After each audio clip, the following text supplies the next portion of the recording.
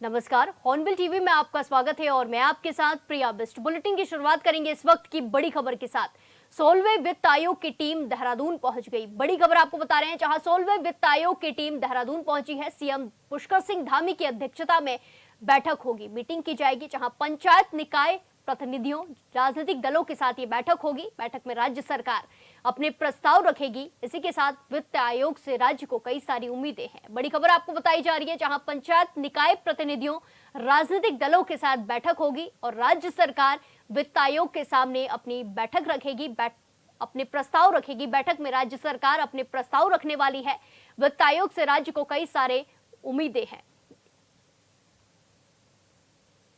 इस खबर पर ज्यादा जानकारी के साथ सीधे जुड़ेंगे संवाददाता अमित रतूड़ी से। अमित, जिस तरीके से वित्त आयोग की टीम पहुंच गई है और अब सीएम पुष्कर सिंह धामी की अध्यक्षता में बैठक होने वाली है, क्या क्या राज्य सरकार वित्त आयोग के सामने प्रस्ताव रख सकती है?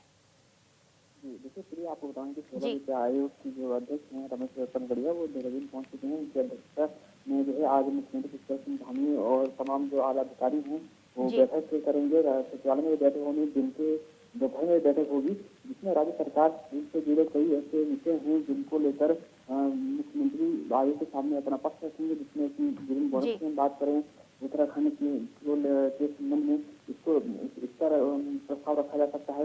इसके अलावा उत्तराखंड में लगातार जो वनों की घटनाएं होती हैं, इससे कई हानियां होती हैं, इसको आपदा में रखने की बात हो। इसके अलावा जो पर्वतीय क्षेत्र वहाँ पर किस तरह से विकास होना है, किस तरह से वहाँ पर आधारभूत जो ढांचा है इसको विकसित करना है, इसको लेकर अनुदान दिए जाने पर बात रखी जा सकती है, चर्चा होगी इन सब चीजों पर। इसके बाद देर शाम को आयोग की अध्यक्षता में जो है नगर निकाय, पंचायत और राजनीतिक दलों की साथ बैठक होगी, जिसमें इन सभी चीजों को लेकर चर्चा होनी है कि किस तरीके से जो नगर निकाय और पंचायतों के जो विकास होना है, वहाँ पे कितना अनुदान दिया जाना है, किस तरीके से वहाँ पे जो लोगों की जीवन स्तर को सुधारा जा सकता है। इस पर वित्त आयोग लोगों से, राजनीतिक दलों के साथ चर्चा करेंगे और अपनी रिपोर्ट को वो लेकर जाएंगे। अपनी रिपोर्ट वो फिर आने वाले समय में राज्य सरकार के समक्ष रखेंगे और बताएंगे कि आपको कितना हम केंद्र सरकार के द्वारा जो है अनुदान प्राप्त कर सकते हैं, कितना हम अनुदान दे सकते हैं आपको। जी बिल्कुल अमित, जिस तरीके से देखा जाता है कि उत्तराखंड में पहाड़ी इलाकों में आपदा होती रहती है और चारधाम यात्रा भी चल रही है, ऐसे में कई सारी ऐसी खबरें भी आई। चारधाम यात्रा वैसे तो सुचारू रूप से चल रही है, लेकिन ऐसे में क्या कुछ जो कमी रह गई उन्हें देखते हुए राज्य सरकार आगे के लिए क्या कुछ प्रस्ताव रख सकती है और क्या कुछ आर्थिक मदद की भी उम्मीद जताई जा रही है? देखिए, आपको बताएं कि पर्वतीय जनपद होने के साथ साथ प्राकृतिक आपदाएं से भी दूषित रहता है। कई बार जो प्राकृतिक आपदाएं आती हैं, तो उसको लेकर राज्य सरकार अपना पक्ष रखेगी कि हमें जो अनुदान है वो मिलना चाहिए। कि जो वो तो वित्त आयोग के पास अपना अनुदान को लेकर रिपोर्ट देंगे वो कि हमें जो है प्राकृतिक आपदाओं के मद्देनजर इतना अनुदान आपको उम्मीद है कि आप इतना अनुदान हमें देंगे, ताकि हमारा जो पर्वतीय जनपदों के साथ साथ जो हमारा चारधाम यात्रा जो होती है, यहाँ पर अन्य यात्राएं होती है, आदि कैलाश की यात्रा कर रही है, तो वहाँ पर हम किस तरह से यात्रियों को, पर्यटकों को सुविधाएं दे सकें, किस तरह से वहाँ पर मूलभूत सुविधाओं को और अधिक विकसित कर सकें, इसको लेकर राज्य सरकार अपना पक्ष रखेगी और वित्त आयोग इन पर सभी चीजों पर विचार विमर्श करने के बाद ही अपना आने वाले समय में अपनी जो है अनुदान की पूरा समीक्षा करने के उपरांत इसको राज्य सरकार को उपलब्ध कराएगी। जी बिल्कुल अमित, जिस तरीके से वित्त आयोग की टीम पहुंच गई है, ऐसे में देखना होगा कि राज्य सरकार क्या क्या प्रस्ताव रखती है और क्या क्या उन्हें सौगात मिलती है। धन्यवाद हमारे साथ जानकारी साझा करने के लिए। इसी के साथ खबरों में आगे बढ़ते हैं। उत्तराखंड दौरे पर पहुंचे केंद्रीय मंत्री जेपी नड्डा आदि कैलाश के दर्शन करने पिथौरागढ़ जिले की चीन सीमा में पहुंचे, जहां जेपी नड्डा ने आदि कैलाश के दर्शन किए और कहा कि शिव की नगरी अद्भुत है, इसीलिए उत्तराखंड देवभूमि है। उन्होंने आगे कहा कि पीएम मोदी की ओर से आदि कैलाश के दर्शन करने के बाद उनकी भी दिल में इच्छा थी कि वो आदि कैलाश जाकर भगवान महादेव के दर्शन करें, जो कि पूरे हो गए हैं। आगे उन्होंने कहा कि उत्तराखंड में पर्यटन की अपार संभावनाएं हैं। दर्शकों के लिए दर्शन के बाद केंद्रीय मंत्री नड्डा ने हिमवीरों का उत्साहवर्धन करते हुए उन्हें अपने हाथों से मिठाई खिलाई। इस दौरान केंद्रीय मंत्री ने हिमवीरों से बातचीत करते हुए कहा कि हमारे सजग आईटीबीपी के हिमवीर देश की रक्षा के लिए इन विषम परिस्थितियों में तैनात हैं। आज इन्हीं जवानों की बदौलत हमारा देश चैन की नींद सोता है। वहीं केंद्र मंत्री के साथ केंद्र सड़क राज्य मंत्री अजय टम्टा, पशुपालन मंत्री सौरभ बहुगुणा राज्यसभा सांसद महेंद्र भट्ट समेत तमाम बीजेपी के वरिष्ठ नेता मौजूद रहे।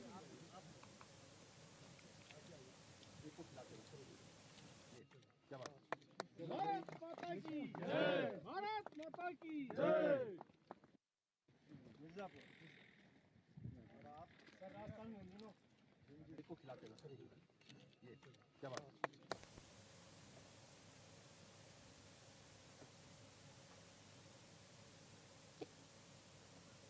इस खबर पर ज्यादा जानकारी के साथ सीधे जुड़ेंगे संवाददाता लक्ष्मण बिर्च से।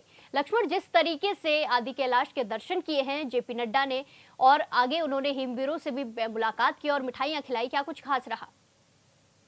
जी, मैं बताना चाहूंगा जो केंद्रीय स्वास्थ्य मंत्री जेपी नड्डा अपने उत्तराखंड दौरे पे जो है भारत चीन सीमा के पास जो आदि कैलाश के दर्शन करने पहुंचे, जहां केंद्रीय स्वास्थ्य मंत्री ने जो है आदि कैलाश के दर्शन किए और शिव मंदिर में पूजा कर देशवासियों की सुख समृद्धि की कामना की। तो वहीं जो जेपी नड्डा के द्वारा जो हमारे सैनिक सीमा पे तैनात है आईटीबीपी के सैनिक, तो उनसे मुलाकात की और उनका हौसला बढ़ाया और अपने हाथों से कुछ उनको मिठाई खिलाई और उनको जो है केंद्रीय मंत्री ने जो है सैनिकों को ऑपरेशन सिंदूर की सफलता के लिए जो धन्यवाद भी दिया है और उनका हौसला भी बढ़ाया है। उनका कहना है कि जब जो हमारे चौकस प्रहरी है सीमा पे उठे रहते हैं तब जाके देश जो है चैन की नींद सोता है और इसका जो प्रमुख उदाहरण अभी जो है ऑपरेशन सिंदूर है। तो जेपी नड्डा वहाँ पहुंचे, काफी महत्वपूर्ण दौरा आप इसे मान सकते हैं। जो धातुला का क्षेत्र है चीन से भी जुड़ा है, चीन सीमा से और नेपाल सीमा से भी जो है ये जुड़ा हुआ है, तो जो है इस दौरे को आप काफी जो है महत्वपूर्ण मान सकते हैं। जी बिल्कुल लक्ष्मण, जिस तरीके से पीएम मोदी ने भी यहाँ के दर्शन किए थे और अब केंद्रीय मंत्री जेपी नड्डा भी पहुंचे हैं, ऐसे में पर्यटन के क्षेत्र में भी बहुत अच्छा अवसर हो सकता है, लोग इसको देखकर प्रभावित हो सकते हैं और यहाँ दर्शन करने पहुंच सकते हैं। ऐसे में अब जेपी नड्डा का केंद्रीय मंत्री का आगे क्या कुछ कार्यक्रम है? जी, मैं बताना चाहूंगा जब से पीएम मोदी ने जो आदि कैलाश दर्शन किए थे, आदि कैलाश यात्रा पे जो है काफी पर्यटक जो आने लगे और इसके बाद जो केंद्रीय मंत्री जेपी नड्डा पहुंचे हैं, तो इनके भी जो आदि कैलाश पहुंचे तो इससे जो उत्तराखंड का जो पर्यटन भी जो काफी आगे जो है ये बढ़ेगा। और इस समय में जो आदि कैलाश यात्रा चल रही तो काफी ज्यादा पर्यटक जो है यहाँ आदि कैलाश के दर्शन के लिए आ रहे हैं, जिससे जो स्थानीय लोग हैं उनको भी जो है रोजगार मिलने के साथ साथ उत्तराखंड का जो है पर्यटन भी तो बढ़ रहा है। जी बिल्कुल, धन्यवाद लक्ष्मण हमारे साथ जानकारी साझा करने के लिए। इसी के साथ खबरों में आगे बढ़ते हैं। आंगनबाड़ी सहायिकाओं की नियुक्ति में विवाद सामने आया है। शासनादेश के अनुसार राजस्व गांव के निवासी इस पद पर चयनित हो सकते हैं। ऐसे में राजस्व ग्राम की बसावट वाले गांव के अभ्यर्थियों को नियुक्ति से बाहर कर दिया गया है। इस मामले में मुख्य विकास अधिकारी ने डीपीओ को जांच कर रिपोर्ट प्रस्तुत करने को कहा है। आपको बता दें कि दिनों बाल विकास विभाग के अंतर्गत गांव के आंगनबाड़ियों में सहायिकाओं के पद के लिए नियुक्ति प्रक्रिया संपन्न हुई है। इस पद के लिए अभ्यर्थियों से ऑनलाइन आवेदन मांगे गए थे। अब जबकि अधिकांश पदों पर नियुक्ति हो गई है तो नया विवाद सामने आया है। कई अभ्यर्थियों का कहना है कि उन्होंने भी इस पद के लिए आवेदन किया था, लेकिन उनका आवेदन ये कहकर खारिज कर दिया गया कि वो ग्राम के निवासी नहीं है, जबकि उनका कहना है कि वो उसी राजस्व ग्राम के तहत आते हैं। सिर्फ गाँव का नाम अलग होने के कारण उन्हें चयन प्रक्रिया से बाहर कर दिया गया है।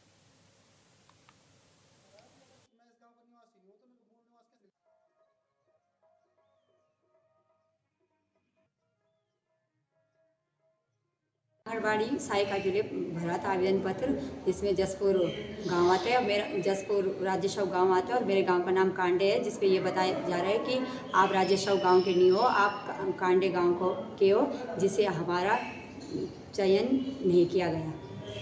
हाँ जी, ऑनलाइन भी कर दी गई है और हमने एक पत्र भी लिखा है उनके लिए कार्रवाई करने के लिए की मांग की हमने। हाँ, बहुत सारे गांव के आ रखे हैं। कई लोगों की समस्या यही है कि आप राजेशव गांव के नहीं हो, बल्कि आप दूसरे गांव के।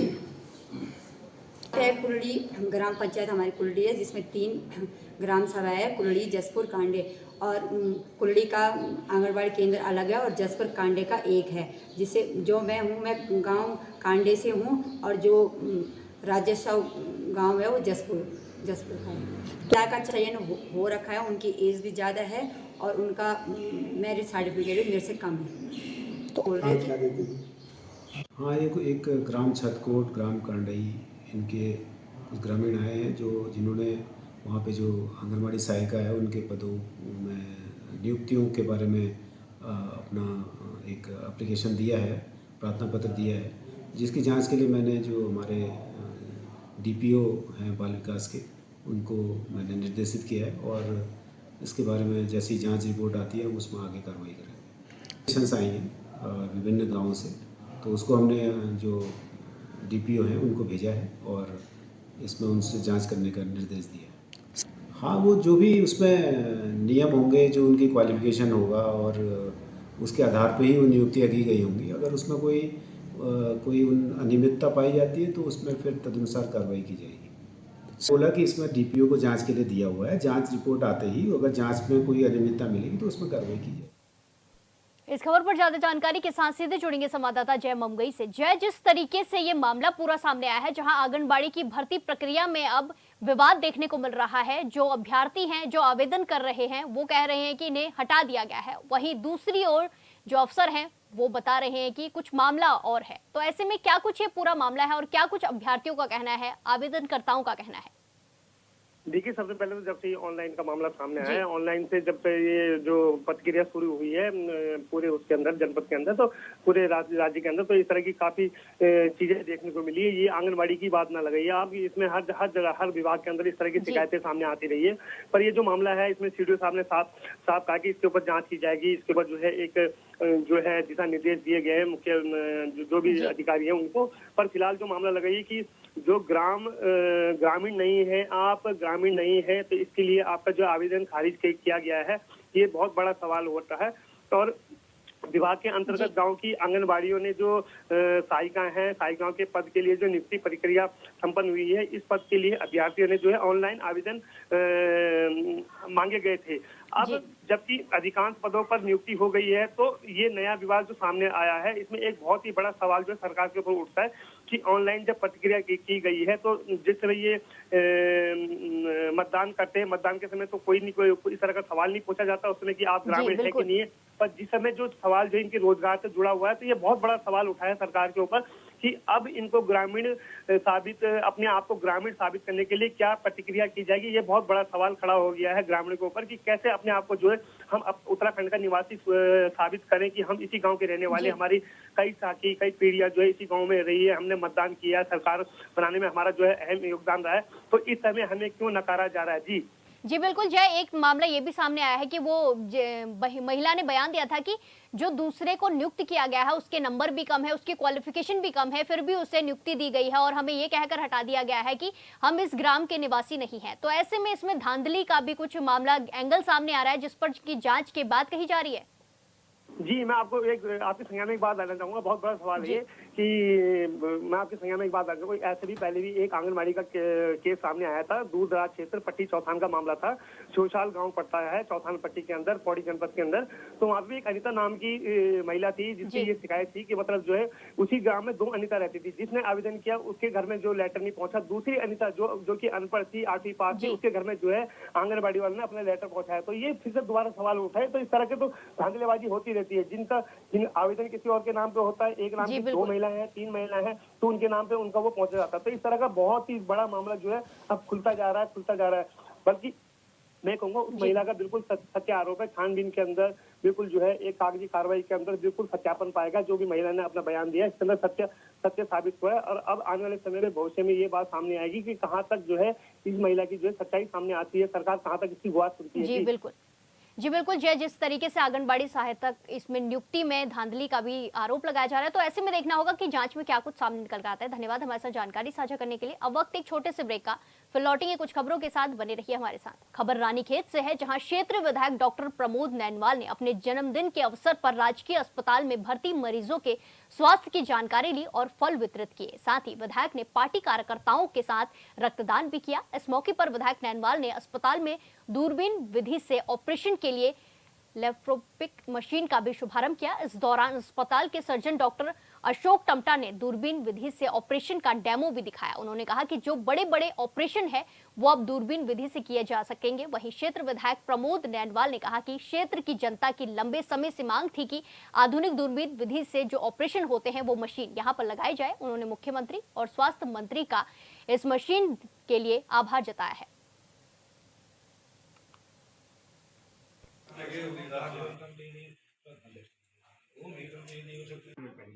अभी जो हमारे पास ये लेप्रोस्कोपिक सिस्टम यहाँ पर पहुँचा है, सबसे पहले तो मैं ये बता देना चाहूँगा हमारे माननीय विधायक जी एवं हमारे डिपार्टमेंट विभाग का बहुत बहुत धन्यवाद, जिनके अथक प्रयासों की वजह से हमें ये मशीन लेप्रोस्कोपिक सेटअप हमें यहाँ मिल पाया है काफ़ी लंबे समय के संघर्षों के बाद। तो उसके लिए पहले तो बहुत बहुत धन्यवाद। और इस मशीन और इस सिस्टम के बारे में थोड़ा सा बता देना चाहूँगा। ये एक नई टेक्निक होती है जिसके द्वारा जो बड़े चीरे द्वारा जो ऑपरेशन किया जाता है वो सब अब छोटे छोटे चीज़ों से किए जाते हैं दूरबीन विधि से। तो इससे कई जो बेसिक सर्जरीज होती हैं जिनमें बड़े चीरे लगते हैं, गॉल ब्लैडर की सर्जरी, अपेंडिक्स की सर्जरी, परफोरेशन, बच्चेदानी के गांठें निकालना, इस तरह के कई सर्जरी इसमें हो सकती है। ये बहुत सौभाग्य का दिन है। माननीय विधायक जी बहुत ही प्रयत्नशील रहते हैं। अभी हमको ये लेप्रोस्कोप दिलाया है और मुख्यमंत्री घोषणा में अभी सीटी स्कैन भी हमको मिलना है। आप ही के प्रयासों से हमको यहाँ पर ये मशीन मिली हुई है और यहाँ के जो सर्जन हैं बहुत ही कुशल सर्जन हैं और उनको हमने डेमो भी किया है। हमारे क्षेत्र की जनता के विगत लंबे समय से एक डिमांड थी कि ये जो आधुनिक चिकित्सा में जो हमारे दूरबीन विधि से जो ऑपरेशन होते हैं, जो क्रिटिकल ऑपरेशन होते हैं, उनको बहुत सरल तरीके से और जिसमें कि टाँके न हो और जिसमें कि लंबी चीर-फाड़ न हो, इस प्रकार जो लेप्रोस्कोपिक विधि से जो ऑपरेशन करने की मांग लगातार हमारे क्षेत्र की जनता कर रही थी। तो इसमें हमारे माननीय मुख्यमंत्री जी, हमारे माननीय स्वास्थ्य मंत्री जी से मैंने भी अनुरोध किया था कि यहाँ पर वो मशीन आनी चाहिए और उसमें हमारे विशेषकर हमारे जो जिला हमारे सीएमओ साहब हैं, उन्होंने भी बहुत यहाँ से परस्यू किया और माननीय मुख्यमंत्री जी ने, माननीय स्वास्थ्य मंत्री जी ने हमको यहाँ पर दूरबीन उपलब्ध कराया है। दूरबीन विधि से ऑपरेशन कराने के तमाम जो इक्विपमेंट हैं उपलब्ध कराए हैं। आज उसका हमने शुभारंभ किया है और मुझे विश्वास है कि हमारे पूरे रानीखेत क्षेत्र की जनता और आसपास की जो 5-7 विधानसभाओं का केंद्र है हमारा रानीखेत, यहाँ के मरीजों को यहाँ पर बहुत अच्छी और सुलभ चिकित्सा व्यवस्था उपलब्ध हो पाएगी। रानीखेत से आपको तस्वीरें दिखा रहे हैं। एक खबर बताई जा रही है जहां दूरबीन विधि से अब ऑपरेशन किया जाएगा और इस मशीन का शुभारंभ विधायक ने किया है। विधायक ने अपने जन्मदिन के अवसर पर अस्पताल में मरीजों से मुलाकात की और मशीन का शुभारंभ किया है। इसी के साथ खबरों में आगे बढ़ते हैं। विकासनगर के बालूवाला में भारतीय सेना के सम्मान में रक्तदान शिविर का आयोजन किया गया। शिविर में लोगों ने बढ़ चढ़कर भाग लेकर रक्तदान किया। इस अवसर पर चक्राता विधायक प्रीतम सिंह, पूर्व जिला अध्यक्ष कांग्रेस संजय किशोर और पूर्व नगर पालिका सभासद शम्मी प्रकाश ने शिरकत की और रक्तदान कर रहे लोगों को प्रोत्साहित किया। शिविर में महंत इंद्रेश हॉस्पिटल देहरादून की ब्लड बैंक की टीम और भारतीय red cross society state branch Uttarakhand द्वारा रक्त संग्रहित किया गया है।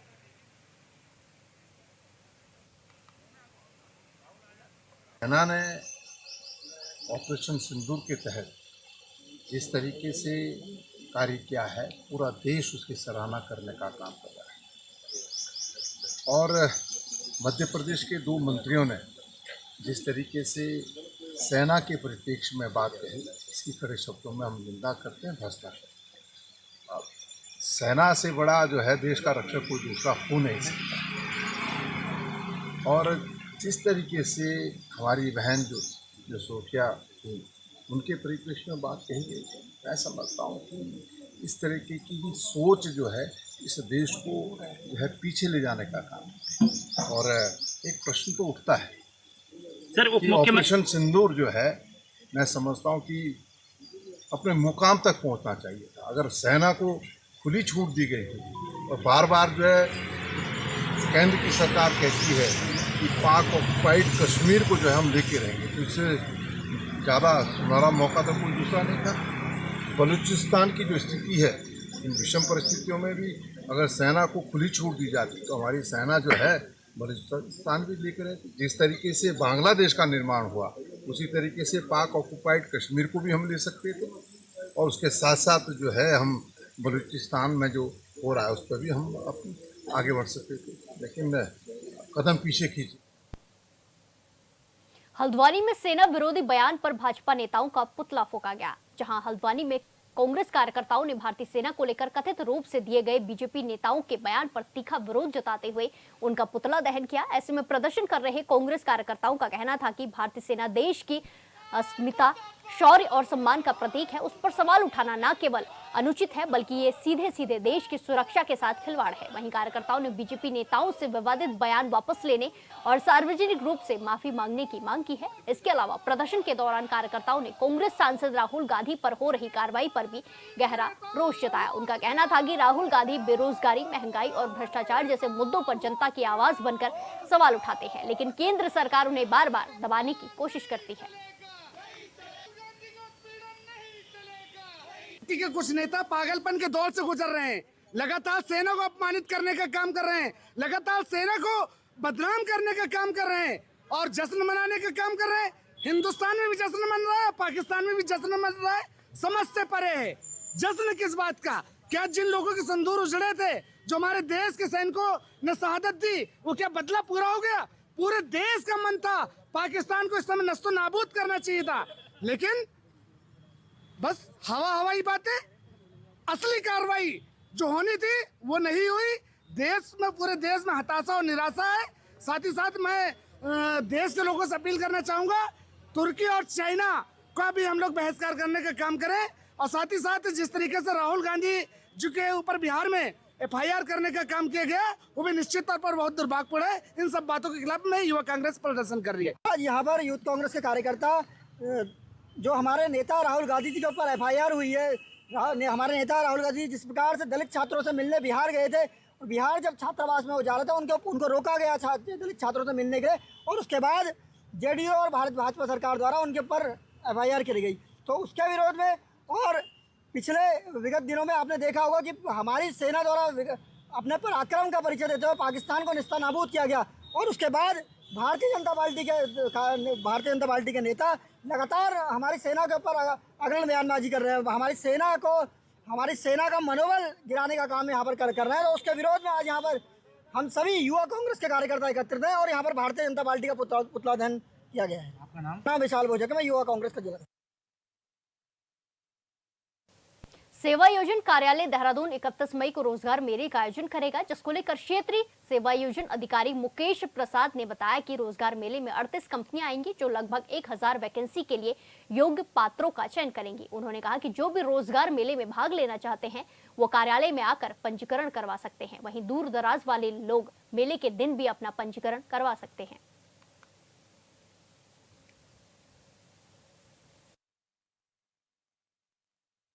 मैं मुकेश प्रसाद रयाल सेवा योजन अधिकारी क्षेत्रीय सेवा योजन कार्यालय में कार्यरत हूँ और क्षेत्रीय सेवा योजन कार्यालय की ओर से दिनांक 31 मई 2025 को एक बृहद रोजगार मेले का आयोजन किया जा रहा है, जिसमें अभी तक 38 कंपनियों के द्वारा लगभग 1000 पदों के लिए विभिन्न सेक्टर के जो कंपनियां हैं उनके लिए नियुक्ति दी जाएंगी। इस रोजगार मेले में कक्षा 8 से लेकर के और स्नातकोत्तर तक के सभी शैक्षिक योग्यता और प्रशिक्षण योग्यता रखने वाले जो कैंडिडेट हैं उनके लिए अवसर। इसी के साथ खबरों में आगे बढ़ते हैं। चंपावत नगर पालिका अध्यक्ष प्रेमा पांडे की अध्यक्षता में गोलजू महादेव के आयोजन को लेकर बैठक का आयोजन किया गया, जिसमें नगर क्षेत्र के व्यापारियों के साथ ही नगर के गणमान्य नागरिकों, जनप्रतिनिधियों और सभासदों ने प्रतिभाग किया। इस दौरान वक्ताओं ने कहा कि एमपन महिला स्वयं सहायता समूह की महिलाओं की ओर से निर्मित उत्पादकों को प्राथमिकता दी जाएगी। वहीं नगर पालिका अध्यक्ष प्रेमा पांडे ने कहा कि महोत्सव को भव्य रूप दिया जाएगा। जल्द महोत्सव की तारीख का ऐलान किया जाएगा और महोत्सव के शुभारंभ के लिए क्षेत्र विधायक और मुख्यमंत्री पुष्कर सिंह धामी को आमंत्रित भी किया जाएगा।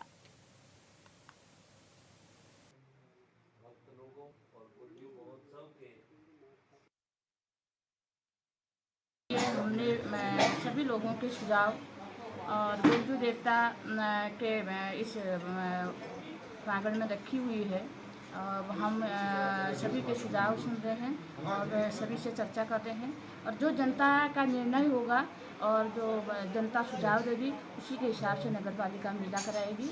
अभी एक सुझाव बैठक यहाँ पर रखा गया है, अभी कोई ऐसे निर्णय इसमें लिए नहीं गए हैं और जनता फिर जैसा कहेगी वैसे मेला होगा। इस बुलेटिन में फिलहाल के लिए इतना ही। बाकी तमाम खबरों के लिए देखते रहिए हॉर्नबिल टीवी। नमस्कार।